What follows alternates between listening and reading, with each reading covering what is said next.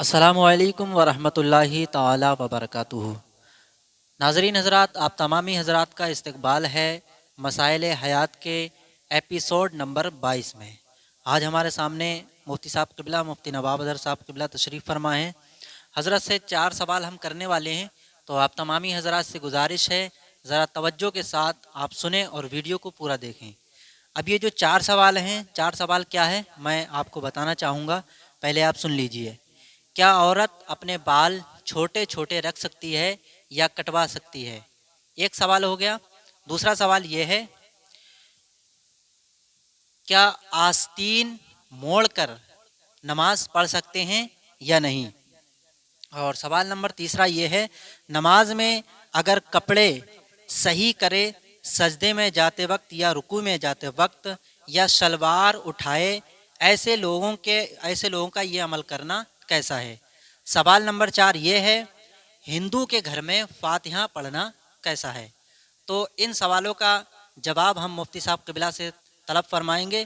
اب پہلے سوال کے بارے میں مفتی صاحب قبلہ سے پوچھتے ہیں، حضرت کیا عورت اپنے بال چھوٹے چھوٹے رکھ سکتی ہے یا کٹوا سکتی ہے؟ اس کے لیے کیا حکم ہوگا؟ السلام علیکم ورحمۃ اللہ وبرکاتہ۔ لک الحمد یا اللہ والصلاة والسلام علیک یا رسول اللہ صلی اللہ تعالی علیہ وسلم۔ آپ کا یہ سوال، کیا عورتیں چھوٹے چھوٹے بال رکھ سکتی ہیں یا نہیں اور کٹوا سکتی ہیں یا نہیں، تو اس کے بارے میں اس کا جواب کچھ اس طریقے سے ہوگا کہ عورتوں کو اپنے سر کے بال اس قدر چھوٹے کروانا کہ جس سے مردوں کی مشابہت ہو جائے، یعنی دیکھنے میں ایسا لگے کہ یہ عورت نہیں بلکہ مرد ہے، تو اس بارے میں فرماتے ہیں یہ ناجائز اور گناہ ہے۔ ناجائز اور گناہ ہے، مطلب مردوں کی مشابہت اگر ہو گئی اور اتنے چھوٹے بال کٹوا لیے کہ جس طریقے سے عموماً مرد بال کٹواتے ہیں، تو اس طریقے سے یہ ان کا فعل جو ہے وہ ناجائز ہو جائے گا اور گناہ ہو جائے گا اور حرام ہے، حرام ہے۔ اور اسی طرح کچھ عورتیں ہوا کرتی ہیں کہ کچھ عورتیں عورتوں کو دیکھ کر کے بال کٹواتی ہیں، تو جو عورتیں بال کٹواتی ہیں وہ فاسقہ ہوئیں۔ فاسقہ عورتوں کی طرح بطور فیشن بال کٹوانا بھی منع ہے۔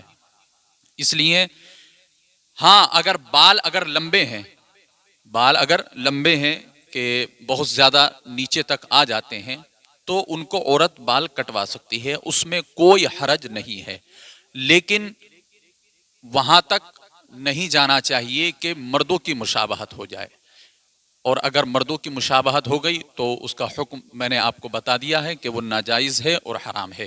تو اس طریقے کی باتوں سے جو ہماری عوام میں یہ خواتین میں یہ وہ باتیں جو پھیلی ہوئی ہیں، اس سے باز رہنا چاہیے کیونکہ ہم حرام کام کے مرتکب ہو رہے ہیں۔ اور آج کل عموماً یہ دیکھا جاتا ہے کہ لڑکیاں، اور لڑکیاں ہی نہیں بلکہ عورتیں بھی جو جوان ہیں اور بوڑھی ہیں، ان تمام عورتوں میں یہ بات رائج ہو گئی ہے کہ وہ بال کٹواتی ہیں اور بڑے شوق کے ساتھ میں کٹواتی ہیں، اور ہماری مسلم خواتین بھی شوق کے ساتھ میں بال کٹواتی ہیں۔ وہ شریعت کو نہیں دیکھتی، وہ گناہ کو نہیں دیکھتی، وہ ناجائز کو نہیں دیکھتی، وہ حرام کو نہیں دیکھتی، انہیں صرف اور صرف مطلب رہتا ہے فیشن سے، تو ان کا انجام بھی دردناک ہوگا۔ ماشاءاللہ ناظرین حضرات، آپ نے دیکھا ہوگا کہ شہروں میں جو ہے لڑکیاں اور عورتیں جو ہیں فیشن کے طور پر اپنے بالوں کو کٹواتی ہیں۔ اب کیا حکم تھا آپ نے مفتی صاحب قبلہ سے سن لیا۔ اب چلتے ہیں دوسرے سوال کی طرف، ہاف آستین میں نماز پڑھنا کیسا ہے، اس کا کیا حکم ہے؟ جی ماشاءاللہ مولانا طاہر صاحب، یہ بہت اچھا سوال ہے، اور آج کل جو ہے ہمارے نوجوان جو ہے وہ اس بلا میں گرفتار ہیں، اس مصیبت میں گرفتار ہیں۔ جی، اس کے بارے میں علماء کرام فرمایا کرتے ہیں، ہاف آستین چاہے کرتے کی ہو یا سیٹ کی ہو، کچھ لوگ کرتا بھی اس طریقے کا پہنتے ہیں کہ وہ اس کی آستین جو ہے وہ شارٹ ہوتی ہے، ہاف ہوتی ہے، جو کوہنیوں کے اوپر ہو، چاہے وہ کرتے کی ہو چاہے وہ شرٹ کی ہو، جو کوہنیوں کے اوپر تک رہتی ہے اسے پہن کر نماز پڑھنا مکروہ تنزیہی ہے. جو عموماً دیکھا جاتا ہے کہ ہمارے نوجوان اور بہت سارے حضرات اس بلا میں گرفتار ہیں کہ وہ جو ہاف آستین پہن کر نماز پڑھتے ہیں تو ان کی نماز مکروہ تنزیہی ہے اور بے ادبی بھی ہے. بے ادبی اس وجہ سے ہے کہ ستر عورت جسم کا چھپانا، ستر کا چھپانا نماز کے صحیح ہونے کے واسطے شرط ہے. ستر عورت جسم کا چھپانا نماز کے صحیح ہونے کے واسطے یہ شرط ہے. اسی طرح فتاوی ہندیہ میں اور تمام فتاووں کی کتابوں میں مل جاتا ہے. اور بے ادبی کا لفظ جو میں نے استعمال کیا وہ اس وجہ سے استعمال کیا ہے جناب والا کہ ہم جب کوئی کپڑا ایسا پہنتے ہیں کہ جسے گھر میں پہنے رہتے ہیں یا کام کاج کرتے ہیں اور اسی کپڑے کو پہن کر ہم نماز میں چلے جاتے ہیں، یہ ہماری سراسر غلط فہمی ہے. کیونکہ ہم وہ ایسا کپڑا کہ جس کپڑے کو کام میں استعمال میں لاتے ہیں اور وہی کپڑا نماز میں پہن لیتے ہیں، یعنی کپڑے میں کوئی بھی فرق نہیں سمجھتے ہیں اور لوگ ہاف آستین میں نماز پڑھنے کے لیے کھڑے ہو جاتے ہیں. جبکہ ایسا کپڑا اگر آپ دنیا دار کسی معزز انسان کے پاس اگر جائیں تو ایسا کپڑا پہننے میں آپ ہچکچائیں گے اور آپ ڈریں گے کہ یار ہو سکتا ہے کہ وہ مجھے اپنا گستاخ نہ سمجھ بیٹھے، وہ مجھے اپنا گستاخ نہ سمجھ بیٹھے یا وہ اپنی نظروں سے نہ گرا دے. تو سوچئے کہ جب ایک معزز دنیا دار کے سامنے ہم جانے سے ڈر رہے ہیں تو ہم اللہ کی بارگاہ میں یہ آدھے کپڑے پہن کر نماز پڑھیں گے تو کیا یہ اللہ رب العزت کی شان میں بے ادبی نہیں ہے؟ ہمارے نوجوانوں کو یہ چاہیے کہ جب نماز پڑھیں اور کپڑا موجود ہے، اگر کپڑا موجود نہیں ہے آپ کے پاس، کپڑے کی فراوانی اگر نہیں ہے، اور کچھ لوگ میرے ذہن میں یہ ابھی بات آ گئی، کچھ لوگ ہلا بناتے ہیں، بہانہ بناتے ہیں کہ پہلے کے زمانے میں تو صحابہ اکرام بھی ایک کپڑے میں ایک چادر میں نماز پڑھ لیا کرتے تھے، تو اس وقت کپڑے کی فراوانی اتنی نہیں تھی تو ان کے لیے یہ جائز تھا، لیکن آج کپڑے کی فراوانی ہے تو یہ ہمارے لیے جائز نہیں ہے.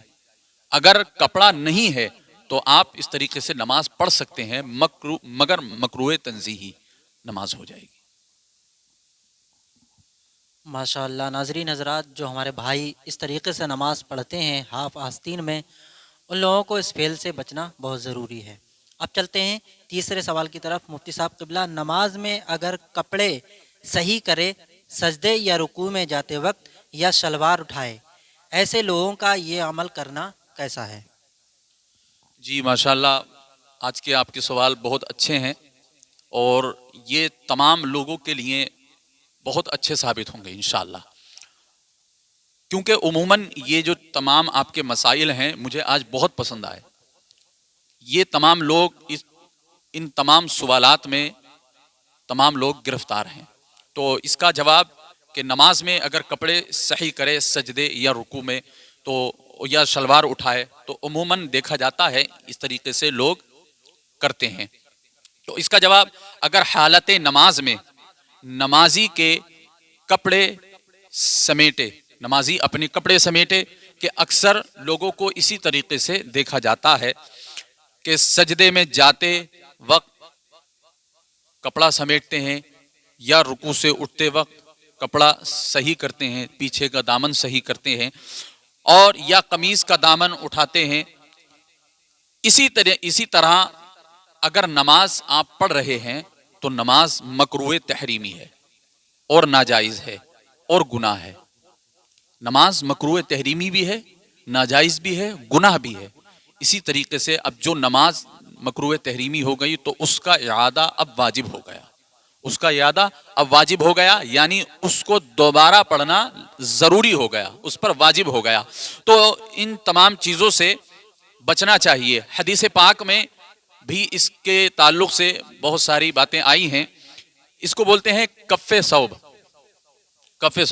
اس تعلق سے حدیث پاک میں بہت ساری باتیں آئی ہیں. البتہ المختصر یہ کہ اگر نماز میں اس طریقے کی حرکتیں کی کہ سجدے میں جاتے وقت کپڑے کو صحیح کیا یا سجدے سے اٹھتے وقت یا رکوع میں جاتے وقت دامن کو صحیح کیا، سمیٹا، تو اس طریقے سے نماز مکروہ تحریمی ہو جائے گی، نماز کا اعادہ کرنا واجب ہو جائے گا. ماشاء اللہ سبحان اللہ. نماز پڑھتے وقت ناظرین حضرات اس چیز کا بہت ہی زیادہ خیال رکھنا چاہیے. تو اب چلتے ہیں چوتھے سوال کی طرف اور مفتی صاحب قبلہ سے پوچھتے ہیں کہ آج کل کے زمانے میں کچھ لوگ ایسے ہیں ہندوؤں میں جو اپنے گھر پر فاتحہ پڑھواتے ہیں. تو ہندوؤں کے گھر پر فاتحہ پڑھنا کیسا ہے؟ ماشاء اللہ، یہ سوال ہمارے ایک بھائی کا ہے. دراصل انہوں نے معلوم کیا تھا تو ان کا جواب تو مل گیا تھا، لیکن انہوں نے کہا کہ اس بات پر آپ تھوڑا سا تبصرہ بھی کر دیں. تو دیکھیے مولانا صاحب، ہندو کے گھر فاتحہ پڑھنا اکثر جگہوں پر یہی دیکھا جاتا ہے کہ کچھ ہندو جو ہے وہ اپنے گھروں پر فاتحہ خوانی کرواتے ہیں، لیکن ان کے کھانے پر فاتحہ نہیں پڑھی جائے گی. ان کے کھانے پر فاتحہ نہیں پڑھی جائے گی، کسی بھی صورت میں نہیں پڑھی جائے گی. ہاں، ایک طریقہ یہ ہے کہ آپ اگر وہ بضد ہو رہا ہے، اور میں اس کے بعد میں اس کا نہیں پڑھی جانے والی بات کی بھی دلیل دوں گا آپ کو، اور اس پر کچھ تبصرہ کروں گا. اس کی ایک وجہ جو ہے کہ پڑھ بھی سکتے ہیں، وہ وجہ میں پہلے آپ کو بتا دیتا ہوں. وجہ یہ ہے کہ آپ اس سے کہیں کہ آپ جس چیز پر فاتحہ خوانی کروانا چاہتے ہیں اس چیز کا مالک مجھے بنا دیں. جب آپ کو اس چیز کا مالک بنا دیا گیا تو آپ اس پر فاتحہ خوانی کر سکتے ہیں. پھر بھی وہ کھانا یا کوئی بھی چیز جس چیز پر وہ فاتحہ خوانی ہوئی ہے وہ واپس اس کو نہ دی جائے، وہ غرابہ میں تقسیم کر دی جائے، یا خود کھا لے یا کسی کو تقسیم کر دے.